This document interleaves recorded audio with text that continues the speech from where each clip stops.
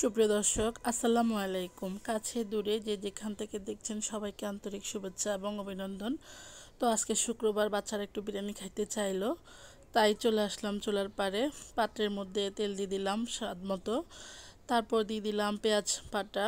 পেঁয়াজটাকে হালকা ভেজে নিব যাতে কাঁচা গন্ধগুলো চলে যায়। তো এখন দিয়ে দিব আদা রসুন বাটা। এখানে রসুন 2 টেবিল চামচ আর আদা 3 টেবিল চামচ। আদার পরিমাণটা একটু বেশি দিয়েছি যেহেতু গরুর মাংস দিয়ে রান্না করব।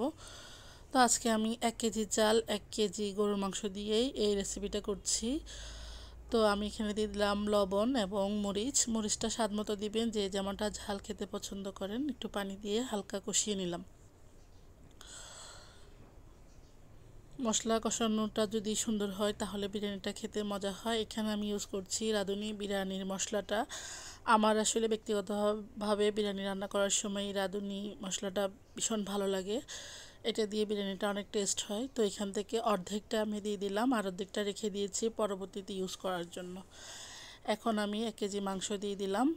আসলে রেশিও হচ্ছে 1 কেজি মাংসের সাথে হাফ কেজি চাউল। যেহেতু আমি এখানে 2 বেলা খাওয়ার জন্যই রান্না করছি, যাতে করে বিকেলবেলা আর কিছু রান্না করতে না হয়, সেহেতু আমি 1 কেজি চাল দিয়েছি।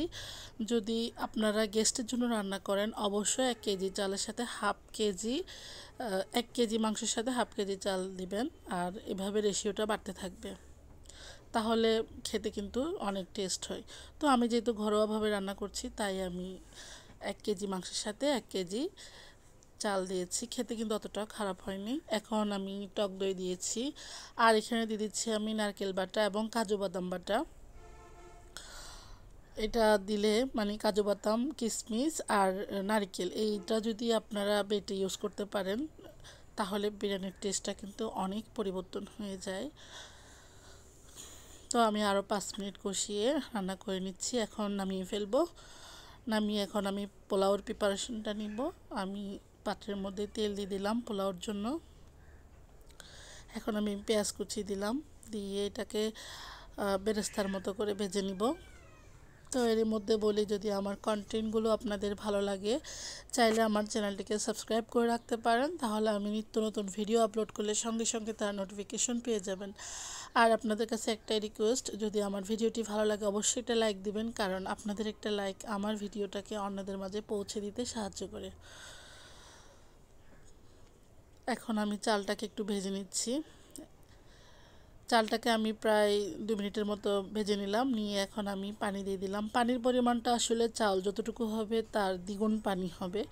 দ্বিগুণ থেকে একটু সামান্য পরিমাণ কম দিবেন, তাহলে পোলাওটা ঝরঝরে হবে।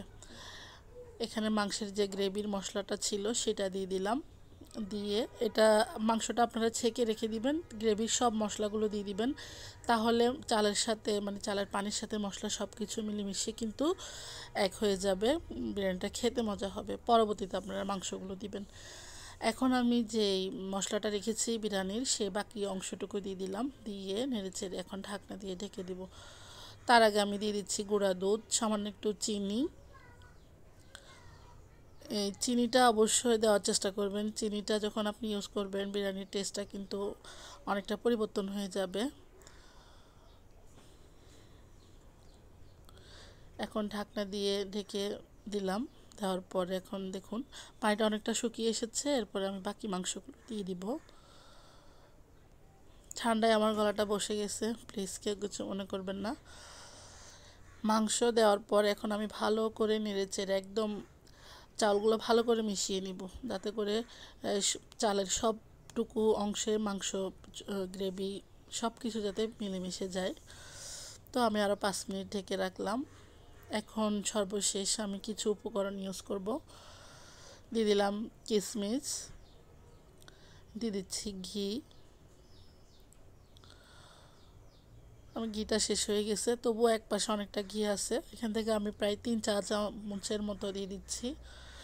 ঘিটা যদি আপনারা সবার শেষে ইউজ করেন এর ফ্লেভারটা কিন্তু স্ট্রং থাকে। তো একটু সুন্দর ফ্লেভারের জন্য দিয়ে দিলাম কেওড়া জল। গোলাপ জল একসাথে মিশিয়ে আমি 1 চা চামচের মতো দিয়েছি। এটা আসলে স্বাদের কোনো পরিবর্তন হবে না, এটা হচ্ছে জাস্ট একটু ফ্লেভারের জন্য, এটা চাইলে আপনারা স্কিপ করতে পারেন, কোনো সমস্যা নেই, এটা স্বাদের কোনো পরিবর্তন আনবে না। তো আমি আরও 10 মিনিট দমে রান্না করলাম। এই তো হয়ে গেল আমার একদম ঝরঝরে ফ্রেশ বিরিয়ানি। খেতে কিন্তু অনেক টেস্ট হয়েছে।